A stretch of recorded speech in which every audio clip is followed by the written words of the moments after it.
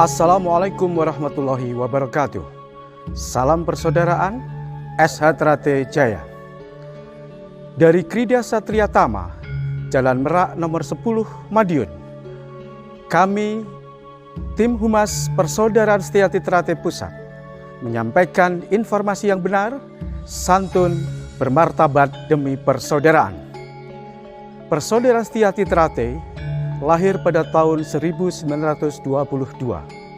berawal di Pilangbango Madiun. Ketika itu, tokoh pergerakan Ki Hardjo Utomo melatih generasi muda sebuah ilmu bela diri yang dinamakan SH Trate. Persaudaraan Setiati Trate berdiri pada tahun 1922. Berawal dari tokoh pergerakan Eyang Hardjo Utomo, bertempat di Pilangbango Madiun, ketika itu melatih para generasi muda sebuah ajaran bela diri pencak silat. Waktu itu Pencak Sport Club di Pilangbango yang akhirnya pada tahun 1948 melalui Kongres SH Trate yang pertama, akhirnya sebuah perguruan SH Trate berubah menjadi organisasi. Melihat dari sisi itu, wajar bahwa organisasi SH Trate ini adalah sebuah organisasi yang sangat dinamis, berkembang melalui kebutuhan zamannya yang ada. Sore hari ini, kita berkesempatan bertatap muka langsung untuk melakukan bincang-bincang dengan Kang Mas Sutrisno Budi SH MH, Koordinator Departemen Bela Diri Praktis Persaudaraan Setiati Trate Pusat. Selamat sore, Mas Budi. Selamat sore, Mas. Mas Budi, saat ini, sebagaimana yang saya sampaikan tadi, bahwa SH Trate ini adalah sebuah organisasi yang dinamis. Dari perguruan pada saat berdiri pada tahun 1922 hingga akhirnya berubah menjadi organisasi SH Trate pada tahun 1948, ini menandakan bahwa para opini sepuh kita pada waktu itu sangat bisa menerima dan mengarahkan, bahkan menganjurkan bahwa dalam perkembangan SH Trate nantinya tidak tertutup kemungkinan untuk mengikuti perkembangan era zaman pada saat itu. Saat ini kebetulan Mas Sutrisno Budi sebagai Koordinator Departemen Bela Diri Praktis Persaudaraan Setiati Trate Pusat. Kalau boleh saya singgung, Mas, kalau dulu SH Trate fokus di pencak ajaran. Kemudian dalam perkembangannya, karena dituntut sebuah prestasi dalam sebuah laga pertandingan, adanya perkembangan PON dan sebagainya, sehingga SH Trate juga mengikuti itu dengan adanya pencak silat prestasi. Saat ini yang sebetulnya kurikulumnya sudah ada di ADART, yaitu pencak silat bela diri praktis. Ini banyak yang belum dengar dan tahu Mas Sutresno Budi. Nah, ini mumpung kebetulan panjenengan sebagai koordinator di Departemen Pencak Silat Bela Diri Praktis SDA Pusat, monggo mungkin disampaikan apa sebetulnya pencak silat bela diri praktis yang dimaksud di sini, Mas Sutresno Budi. Monggo. Baik, terima kasih Mas Anam. Kita ketahui bersama bahwa SDA yang lahir sejak 1922 ini, para pendahulu kita telah memilihkan pencak silat sebagai bela diri kita. Ya. Pada saat itu yang ada hanyalah pencak ajaran. Kemudian berkembang karena tuntutan zaman, ada pertandingan pencak silat. Karena SDA salah satu perguruan pencak silat, ya tentu kurang afdol kalau tidak mengikuti kejuaraan pencak silat itu. Maka berkembang menjadi satu divisi atau satu departemen, yaitu pencak silat prestasi. Nah, di Parapatan Luhur 2016 muncul departemen baru, yaitu Departemen Bela Diri Praktis. Ini memang baru dan ini tentu saja sejalan dengan cita-cita leluhur, di mana SDA itu harus berkembang dan beradaptasi sesuai dengan kondisi zaman. Nah, begini Mas Anam, pencak silat ini kan bela diri warisan nenek moyang bangsa Indonesia. Ya, betul Mas. Bahkan saat ini sudah diakui dunia, pencak silat itu lahirnya di Indonesia. Nah, sebagai negara yang melahirkan pencak silat, maka apabila pencak silat itu tidak memiliki suatu karisma yang baik, maka tentu saja sebagai negara yang melahirkannya juga wibawanya berkurang. Nah, akhir-akhir ini di era teknologi informasi yang berkembang sedemikian pesat, masyarakat begitu mudahnya mengakses informasi, membandingkan bela diri satu dengan bela diri yang lainnya, sehingga mereka bisa bebas memiliki penilaian antara bela diri satu dengan yang lainnya. Bisa jadi saat ini masyarakat memandang sebelah mata terhadap pencak silat secara umum, termasuk kita sebagai perguruan pencak silat salah satunya. Satu contoh, sekarang muncul MMA, ya. Karena kita kurang melatih salah satu teknik yang kita beri nama Kripen, kita adik-adik kita yang beberapa yang mengikuti MMA itu terkesan tidak berdaya. Padahal ajaran Kripen sudah ada di kita ya. Ajaran Kripen sudah ada, tapi tidak pernah dilatih lagi. Karena tidak di pertandingan pencak silat prestasi itu tidak dipertandingkan. Itu satu contoh, ya. Di sisi lain, masyarakat milenial ini sukanya serba instan, sukanya serba praktis. Mereka dengan mudahnya mengakses bela diri, sedangkan sisi lain pencak silat SDA ini kalau akses di internet itu yang ada adalah keganasan, kegarangan saja, yang itu bisa jadi menimbulkan persepsi yang kurang baik di masyarakat. Maka ini juga menjadi permasalahan yang harus kita cari solusinya. Kemudian teknik-teknik bela diri praktis leluhur kita yang jarang dilatih, ini kami tengarai terkubur entah karena apa. Nah, kami dari Departemen Bela Diri Praktis ini ingin memulai kembali,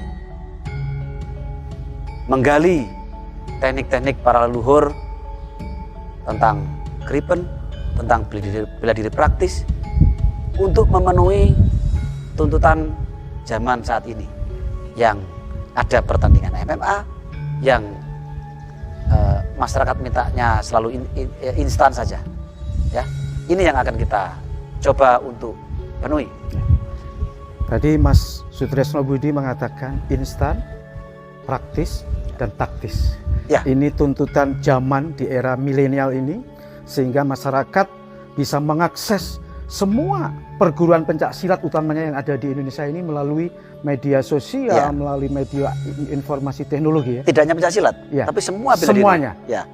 Ya tinju, ya taekwondo, ya muay thai, ya gulat, ya jujitsu, semua mereka bisa akses. Oke. Jadi mereka bisa membandingkan dan mereka bisa menilai dan mereka juga bisa memilih. Nah, mungkin ini bisa dikatakan pencak silat adalah sebuah warisan adiluhung nenek moyang bangsa Indonesia yang sebetulnya saat ini yang berkembang di era saat ini sebetulnya sudah ada pada waktu itu. Seperti teknik bantingan yang sekarang sering dipraktekkan di MMA dan sebagainya, kita sudah ada yang namanya Kripen. Ya. Mungkin khususnya adik-adik keluarga besar Esa Trate ini pencak ajarannya lebih fokus kepada senam jurus dan materi-materi yang lain. Mungkin perlu adanya sebuah wawasan pengembangan teknik-teknik yang lain, teknik toya, teknik Kripen dan sebagainya. Mungkin itu harus yang lebih akan ditekankan oleh Departemen Pencak Silat Bela Diri Praktis ini ya Mas. Ya, itu salah satunya. Jadi yang pertama kita akan mengumpulkan teknik bela diri praktis, baik itu dari leluhur, dari sesepuh, dan dari para praktisi Esa Trate yang sekarang sedang ada. Ya. Kita akan kumpulkan teknik bela diri praktis yang ada. Kemudian kita akan rumuskan program untuk mensosialisasikan produk bela diri praktis Esa Trate untuk memenuhi tuntutan masyarakat tentunya ya. Sehingga suatu saat nanti kita akan memiliki modul-modul pelatihan-pelatihan yang praktis. Misalnya latihan bela diri praktis pencak silat PSHT 30 menit untuk wanita. Program latihan 30 menit untuk anak-anak bebas pembulian. Latihan 1 jam untuk tenaga keamanan. Ini nanti akan menjadi produk kita. Nah, salah satunya inovasi kami nanti adalah akan membudayakan sambung Kripen. Ya, kita tahu perkembangan MMA. Kami lihat kita sudah punya pukulan selayaknya petinju, kita sudah punya tendangan selayaknya taekwondo, kita sudah punya bantingan selayaknya gulat dan judo, tapi kita lupa dan tidak pernah berlatih Kripen ya, sebaik jujitsu karena memang tidak ada pertandingannya. Saya yakin ketika kita membudayakan sambung Kripen dan mungkin nanti kita akan mengadakan pertandingan Kripen, nah akhirnya nanti kita bisa lengkap ya. Jadi kita akan bisa memenuhi keinginan zaman ya. Nah, ada 2 hal Mas ini yang menarik menurut saya. Jadi Mas Sutresno Budi pertama mengatakan ada modul mungkin session 30 menit untuk pencak silat Esa Trate untuk ibu-ibu. Kemudian untuk pengamanan security. Yang itu sementara ini memang sebetulnya banyak anggota kita itu yang berada di sana. Cuman untuk pelatihan dan sebagainya mungkin pelatihan itu dilaksanakan di luar Esa Trate. Betul. Nah, mungkin ini adalah salah satu strategi atau pengembangan pencak silat bela diri praktis ini yang mengarah bahwa cara-cara seperti itu juga akan dikembangkan oleh departemen ini. Betul, Iya, Mas Budi? betul. Oke. Itu nanti yang akan menjadi output dari bela diri praktis PSAT. Berarti dalam konsep yang modul 30 menit dan sebagainya ini adalah sebuah pengenalan. Pengenalan ajaran SHTRAT dalam hal tertentu tentunya, karena mereka tidak mengikuti latihan secara pencajaran yang khusus, itu adalah sebagai sarana ya kampanye bahwa SHTRAT ini salah satu perguruan pencaksilat yang berkewajiban untuk melestarikan budaya itu. Begitu, Mas. Betul. Ada falsafah tak kenal maka tak sayang. Ya.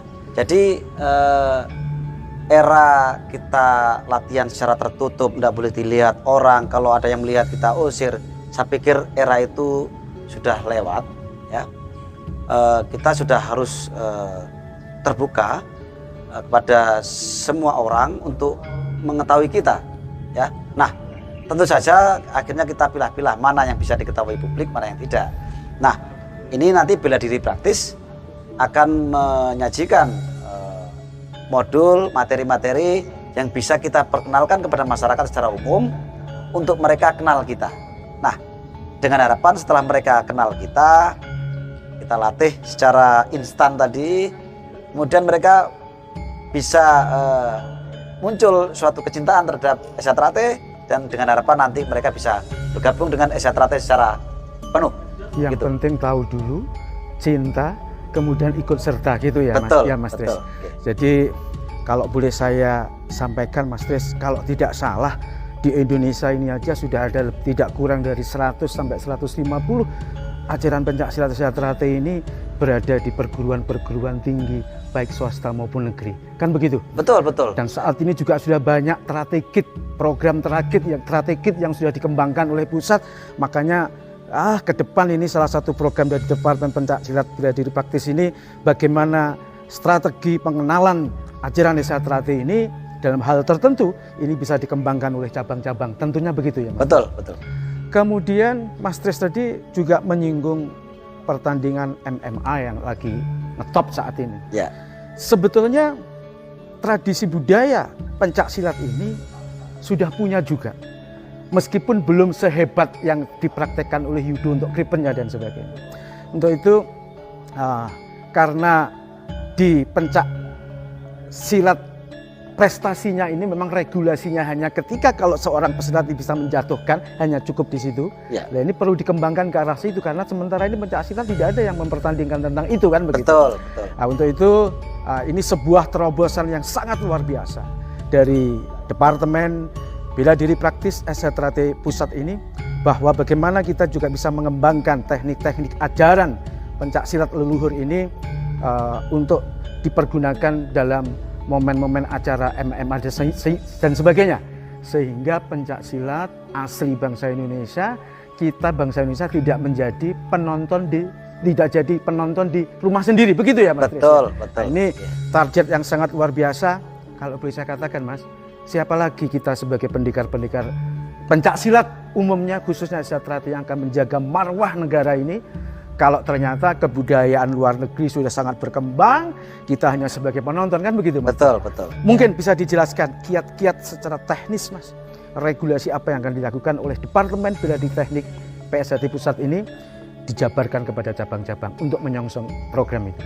Baik, yang pertama langkah kita adalah pengumpulan teknik bela diri praktis dengan berbagai cara.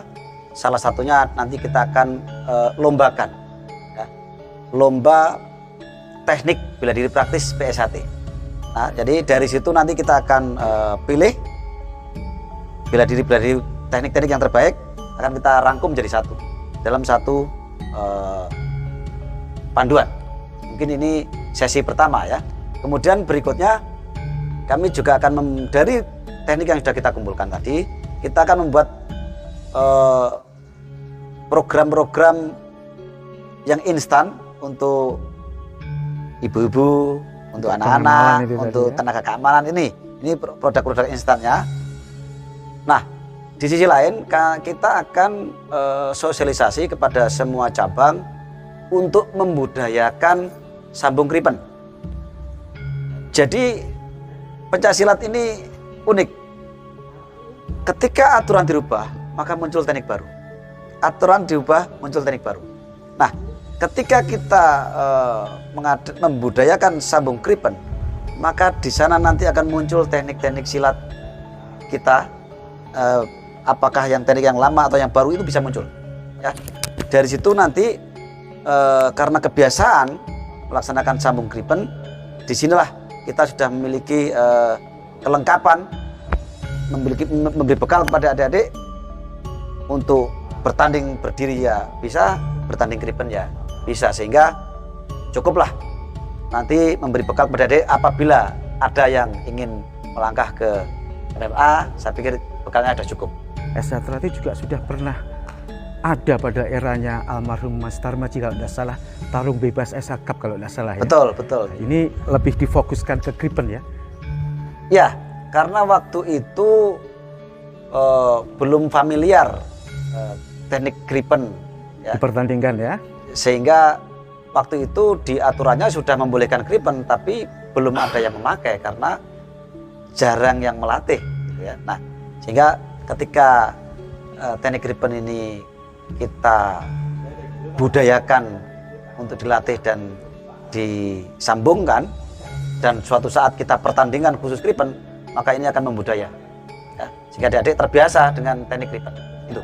Berarti Mas Sutresno Budi dalam pembicaraan bincang-bincang sore hari ini, paling tidak dari Departemen Bela Diri Praktis ini menginformasikan kepada cabang-cabang bagaimana mengenalkan SH Trate ini kepada khalayak umum. Bagaimana ajaran SH Trate ini bisa dikenal di kalangan ibu-ibu, di kalangan adik-adik Trate Kid usia dini, Ya. di kalangan kelompok-kelompok tertentu. Mungkin suatu saat, kalau saat ini SH Trate sudah ada di perguruan tinggi, mungkin bukan hal yang aneh atau hal yang tabu bahwa suatu ketika pencak silat khususnya SH Trate ini latihan mungkin di mall dan sebagainya, begitu ya? Ya, dan saat ini kami sudah memulai di Surabaya. Kami punya satu tempat latihan di mall. Oh. Silakan dikunjungi di Cito ya, City of Tomorrow. Kami Iya. ada satu tempat latihan di sana, di pusat kebugaran. Oke, Ya. Oke Mas. Kemudian juga satu pesan dari Mas Sutresno Budi, koordinator Departemen Pencak Bela Diri Praktis ini, bahwa sudah saatnya karena tuntutan zaman, latihan-latihan di cabang-cabang, di ranting, di rayon ini bisa lebih dibuka untuk masyarakat umum bisa melihat. Karena kalau tidak tahu tidak sayang, itu tidak Ya. kenal tidak sayang. Tapi dalam hal-hal tertentu tentunya. Betul. Mungkin kalau untuk materi outdoor, kemudian dari sisi seninya, Ya. tapi dalam hal-hal yang ajaran khususnya Senam senam jurus, jurus ya. itu mungkin agak kita pilih tertutup ya. Ada Ya, juga yang ya. terbuka dan yang tertutup. Ya. Oke Mas Sutresno Budi, mungkin bincang-bincang kita pada sore hari ini sementara kita akhiri saat ini, hanya satu hal sebelum kita tutup.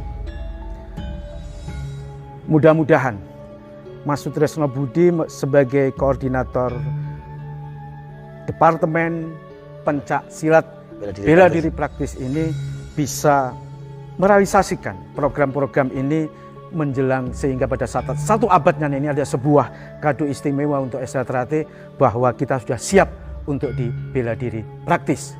Secara khusus demikian, dan mungkin secara nasional, secara internasional harus kita tunjukkan the power of pencak silat, the power of SH Trate ini bisa menggelora di seluruh antero dunia. Demikian Mas Sutresno Budi. Amin.